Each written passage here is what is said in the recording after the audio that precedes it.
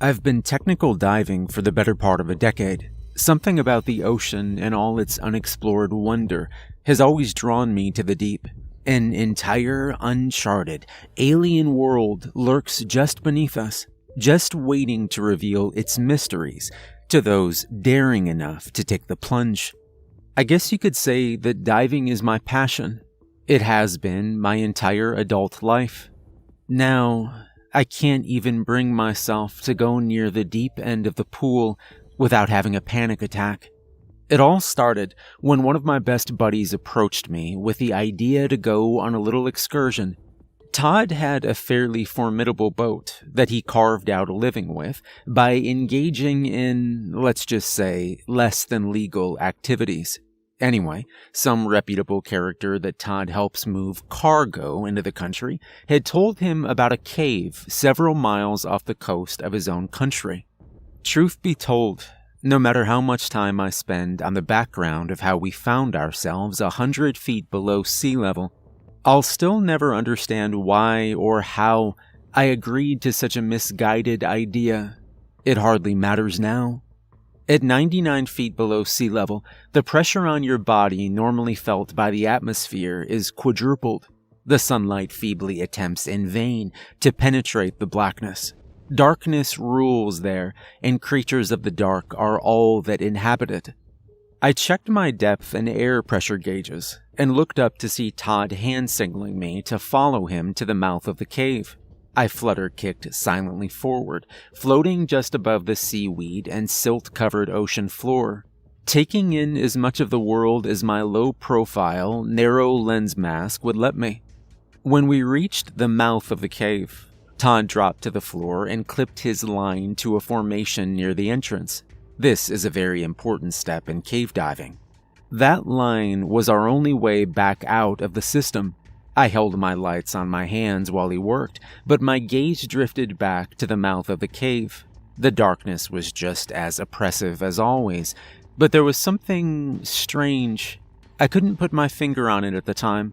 The ominous black maw was somehow more intense than it should be. Then I heard it, a low-pitched roar from out of the deep. A thunderous echo sounded from so far below, it was a whisper by the time it reached us. That's the strange thing about hearing when you dive that far down. You don't just hear, you feel. You feel it in your chest, in your bones. The noise echoed through me, and I felt my stomach drop. We hadn't come this far for nothing, though, and we dutifully pressed on.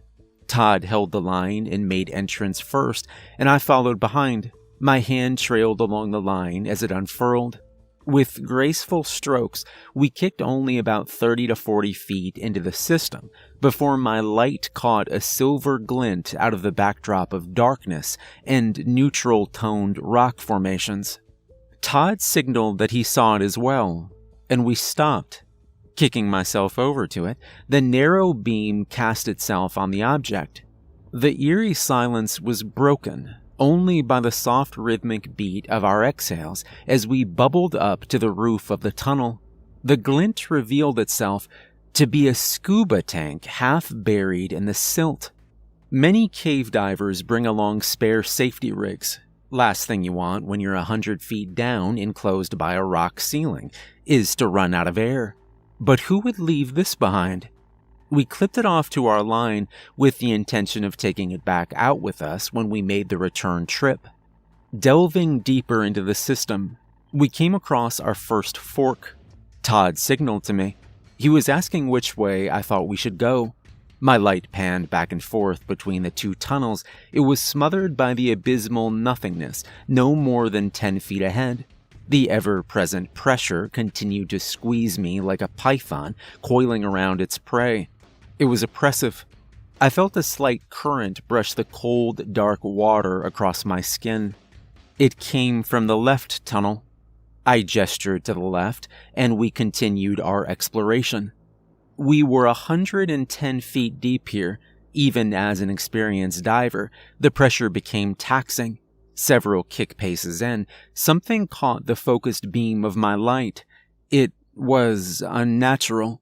It stuck out like a sore thumb among the rocky stalagmites within my narrow beam of vision. I gracefully kicked over to it, careful not to stir the silt at the bottom of the cave floor. Once stirred, silt takes a considerable amount of time before settling again. More time than the air tanks afforded us. If I thought my vision was limited before, well, a silt storm would mean complete and total blindness. Reaching my point of fixation, I settled and focused upon the thing that had caught my eye. Pulling it from its sunken place in the sand, I found it to be a diver's slate. Divers can't communicate verbally underwater, so what can't be signaled through commonly recognized hand motions, divers will write on a slate and pass to one another. Shining my narrow beam onto its surface, I made out the hastily written words: size, refrigerator, smooth black skin, dolphin-like, but some humanoid features, opposable thumbs, ? Chilled. I passed the slate to Todd, who read it and after glancing worriedly towards me, tucked it away in his gear pouch. We pressed forward. As we neared the end of the tunnel, the walls began narrowing until they pressed against my shoulders. At one point, it became so narrow that I had to remove my tank and pass it through the opening before trying to slither through myself. For a brief moment, I became stuck. The familiar panic set in. I took several slow breaths to calm myself. Then I exhaled every bit of air in my lungs and at last managed to become just slender enough to barely push myself through.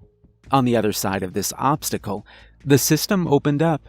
We found ourselves on a small ledge that dropped off into a large chamber. Shining my light around the perimeter, I noted the horizontal boundaries. Turning my narrow beam down towards what should have been the floor of the chamber, my light was snuffed out by overwhelming blackness. To this day, I have no idea how impossibly deep it could have stretched. I settled down to the bottom of the ledge to peer over the edge.